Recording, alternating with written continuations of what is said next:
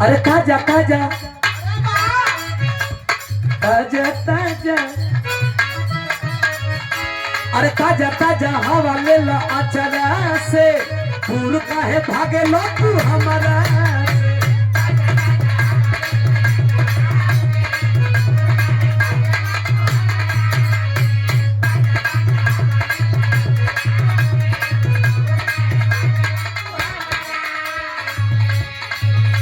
अरे फूल बाती जाइल हमर गजरा से, खेला कर लाली बाली गजरा से।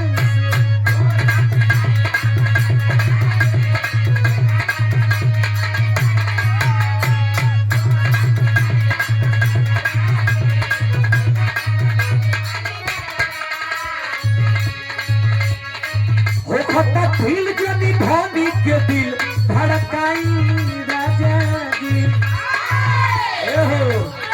हो खता दिल जनी धोनी के दिल धड़काई राजा दिल।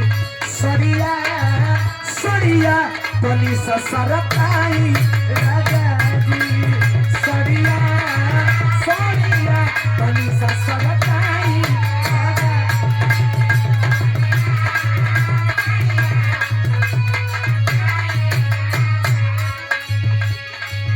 सड़िया सड़िया तनी सरकाई राजा दिल, सड़िया सड़िया।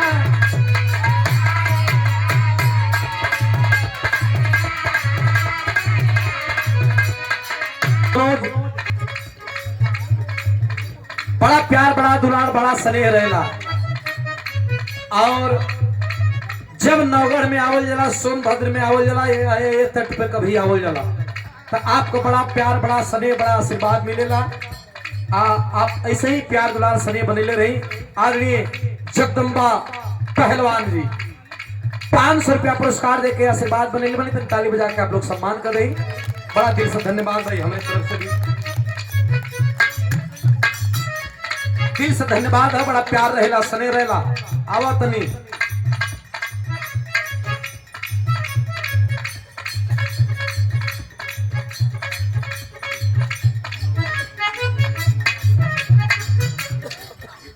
और देखा गीता हॉस्पिटल से डॉक्टर अनीश कुमार यादव जी, अनीश कुमार भैया खलिहारी नवगढ़ की धरती से शानदार 500 रुपया पुरस्कार देकर सम्मान के लिए बनते। एक बार ताली बजा करके आप लोग सम्मान करें।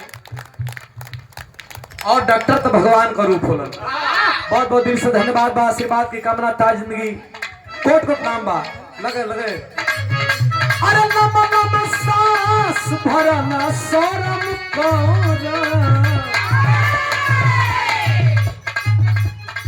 पंकज साउंड हमारे बड़े भैया, देखा जितना हमसे प्यार करे लो उतना हमारे गुरुजी विजय लाल यादव से भी प्यार कर लो, उतने किंग कोबरा राम जन्म चचा से भी प्यार करे लो। शानदार जानदार हमारे पंकज साउंड नवगढ़, हमारे बड़का भैया पंकज जायसवाल जी के द्वारा आशीर्वाद आई बा। शानदार 200 रुपया आपके श्री चरणों में कोट को प्रणाम, दिल से धन्यवाद, आशीर्वाद की कामना, ताज में बहुत बहुत प्रणाम हो। और अभी अभी हम लोगों के बीच में अधौरा में और पूरे कैमूर में जिनका जलवा है, शांति सेना के सेनापति और अपने जमाने के और इस जमाने से लेकर के जहां तक बिरहा है, जहां तक भोजपुरी है और जहां तक लोग याद करते हैं, लोग कहला कि जिस और जवानी चलती है उस और जमाना चलता है। मैं कहता हूं कि वो बात खत्म हो गई।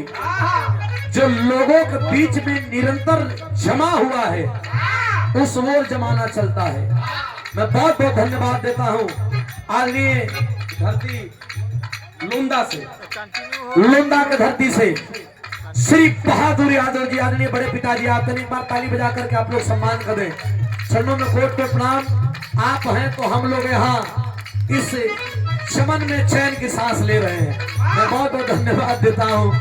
और साथ ही में हमारे डॉक्टर जगेश्वर सिंह यादव जी, भभुआ विधानसभा के पूर्व प्रत्याशी महोदय, आपका भी आगमन मैं बहुत बहुत दिल से धन्यवाद देता हूँ।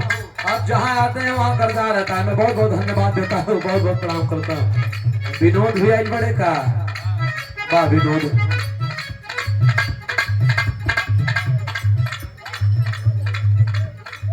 डॉक्टर श्री आरपी यादव जी खलियारी की धरती से कोट कोट प्रणाम, दिल से धन्यवाद। क्या कहना, लगा था कि मेडिकले पर कहीं गावत है, क्या प्यार है। बहुत बहुत धन्यवाद आरपी यादव जी के। ए हो है नया गाना खेसारी भैया का आइल बा।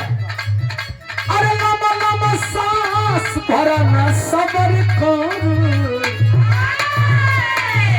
अरे लंबा लंबा सांस भरा न शर्म कर, अरे लगता है जान ए भतार देह गरम कर, अरे लगता है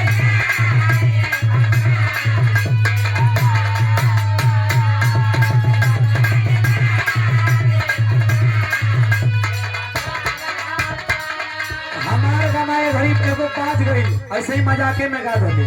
ए हो अरे जाते जाते 25 हमर, अरे पढ़ल लिखल सोना के गवार ले गई,